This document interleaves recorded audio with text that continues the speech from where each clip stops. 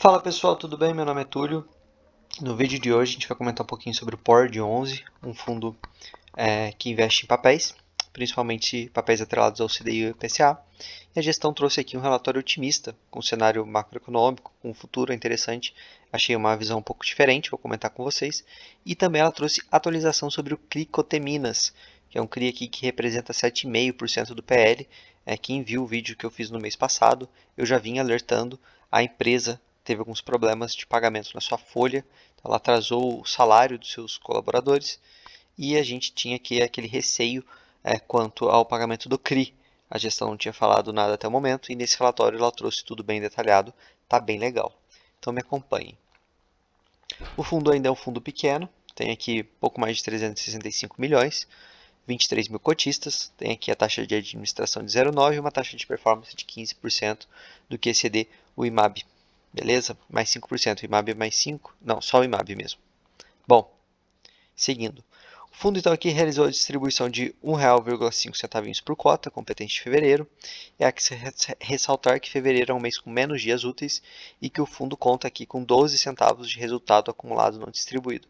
Então bem legal aqui, né, o fundo mostrando para a gente que tem uma reservinha. Os fundos que trazem essa informação para a gente, eles são muito bons, porque a gente consegue ter um pouco mais de previsibilidade. Tem alguns meses que a gente sabe que o fundo vai sofrer um pouco mais, por exemplo, fevereiro. Então, em janeiro, sabendo que o fundo tem uma reserva, a gente consegue prever uma distribuição boa, enfim, isso é só um exemplo. Nos últimos 12 meses aqui eles distribuíram então em 14,50 e um yield de 16,5 ao ano, isso considerando a cota base de 87,89, que foi o fechamento do mercado. Salvo engano, esse fundo também já caiu um pouco mais do que isso e vem pagando nessa cota base IPCA mais 10,13, ou seja, um valor também aqui bem interessante. É o que eu venho dizendo para vocês, tem alguns fundos que já estão pagando aqui IPCA mais 2 dígitos, né, mais 10, alguns até mais 11, começa a chegar aqui um preço bem interessante. Ele traz aqui a informação também que todos os CRIs do fundo estão com as PMTs, que são as parcelinhas ali, né, em dia e monitorados regularmente pelo time de gestão.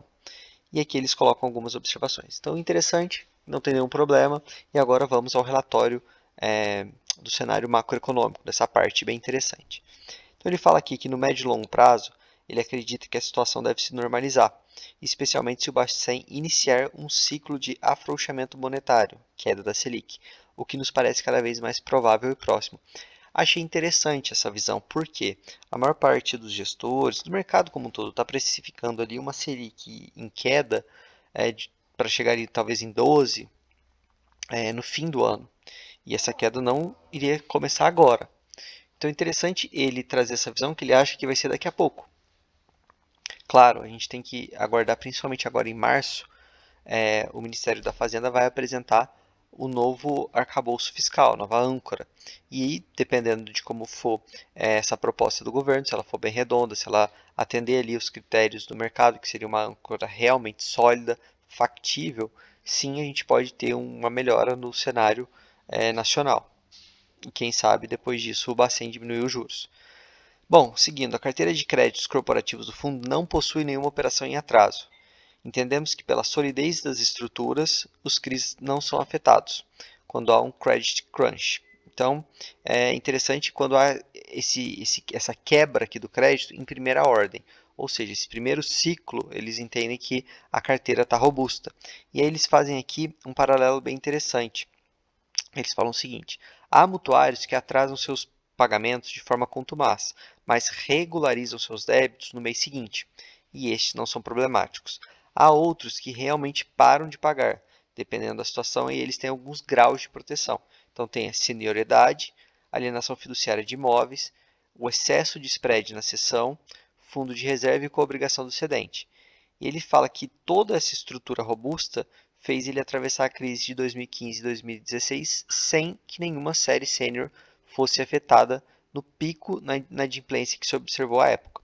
Então, bem interessante aqui ele já ter um histórico de que essa estrutura, com a análise da gestão, conseguiu ali suportar a crise.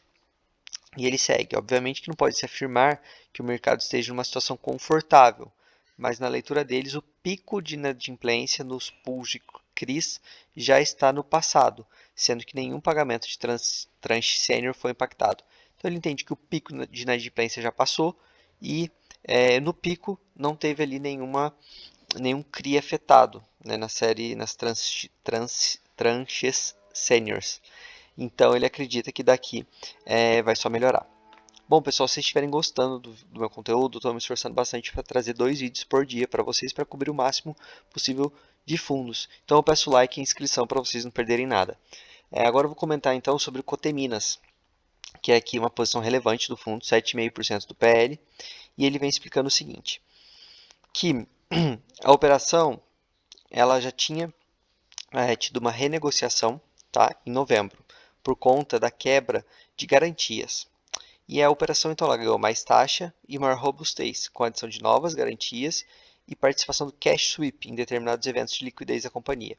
Basicamente, isso aqui, pessoal, são estruturas que são colocadas na operação para que quando a empresa gere algum lucro, seja com venda de ativos, enfim, esse dinheiro seja pago para o CRI para acelerar a amortização, ou seja, para que o dinheiro principal que o fundo desembolsou volte mais rápido para o fundo, para que aquela dívida que tem vencimento lá em 2030, 31, seja paga antes. Então é interessante eles terem colocado isso aqui, é um mecanismo defensivo, ok? Então durante o mês de fevereiro houve a notícia na mídia sobre o atraso salarial em uma das unidades fabris da companhia. O CRI permaneceu em dia com suas obrigações. Nem poderia ser diferente, pois os aluguéis coletados de uma conta vinculada que satisfaz a PMT da operação sem que a companhia tenha ingerência nesses recursos. Resumindo, a PMT é paga numa conta separada, então a companhia ela não consegue ir lá pegar esse dinheiro para pagar a folha dela que estava atrasada. A questão que a gente queria aqui mais detalhes é se essa conta, se essa PMT, ela estava em dia. Então eles falaram que sim. Aí ele segue aqui dizendo que a companhia esclareceu que, dado o evento das Americanas, algumas rolagens de capital com giro de bancos tiveram atrasos, o que impactou o fluxo de caixa no curto prazo. É o que eu venho comentando com vocês em outros vídeos. O cenário de crédito no Brasil, ele secou. Está todo mundo cauteloso. Então aqui eles tiveram esse problema no fluxo para conseguir esse crédito para pagar. Aí eles comentam que sugeriram que a companhia publicasse um comunicado ao mercado sobre a regularização da situação, mas não foi feito. Porque aqui as linhas, né, foram restabelecidas cerca de uma semana depois e as obrigações foram saldadas. Então teve esse evento, demorou uma semana, mas a empresa pagou, né, lá os seus funcionários. Aqui o CRI está em dia. Então eles falam que foi um problema pontual e a situação levou a companhia a pensar em alavancas para melhorar a sua liquidez de forma mais célere do que antes planejada. Por exemplo, acelerar conversas de vendas de ativos não core, bem como venda de parte dos imóveis, que vai entrar aqui justamente no cash sweep que eu acabei de conversar com vocês.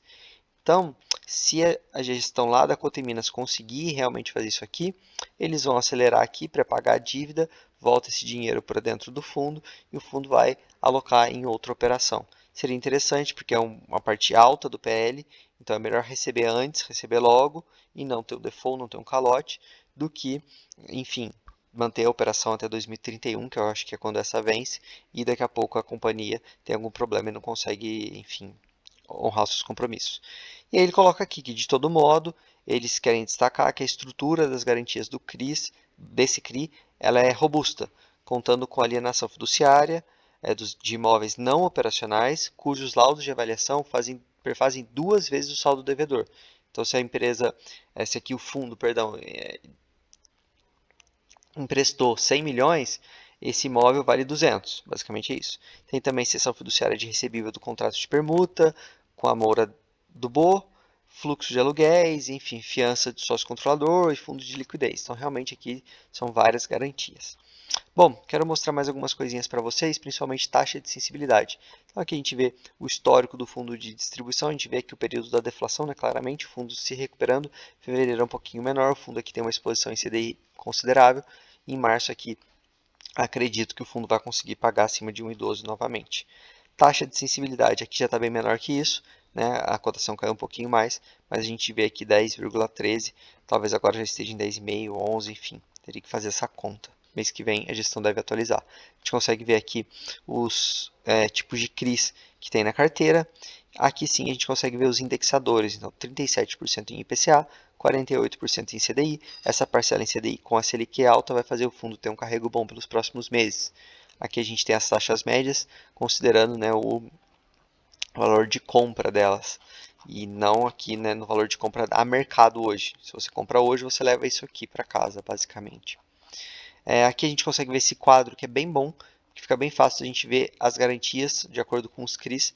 E aqui sim, finalmente a gente chega na última parte do vídeo, que eu tenho aqui a questão do CRI Coteminas, e eu queria destacar para vocês também esse CRI Arena MRV, que era lá uma operação que estava no FHI, que o gestor vendeu, afirmando ser uma operação com mais risco. Essa operação foi comprada pelo MXRF, está aqui também como primeira posição no PORD. Então é interessante a gente ver, e eu não estou fazendo juízo de valor de nenhum dos fundos, mas a avaliação de risco entre os gestores como muda. Por isso que é importante acompanhar os relatórios para você entender a cabeça do gestor. E aí a partir disso você entender se você está alinhado com ele ou não. Se o gestor tem a cabeça que você quer para comprar aquele fundo. Porque para um é uma operação muito arriscada. Para outro é uma operação boa, CDI mais 5, vai pagar bem e é a posição mais alta do fundo. Enfim, obviamente que você não pode analisar só um CRI. Tem um pool de CRIs aqui, né? Você tem uma carteira. Mas é interessante para a gente ir fazendo esses paralelos. Afinal, o investimento você sempre tem que analisar risco-retorno e também analisar os seus pares, né? Para ver o que você está comprando, se o preço está bom, se a estratégia está boa. Pessoal, se vocês gostaram do vídeo, basicamente é isso. Para hoje, peço novamente o like, inscrição, lembrando o grupo do Telegram na descrição. Valeu!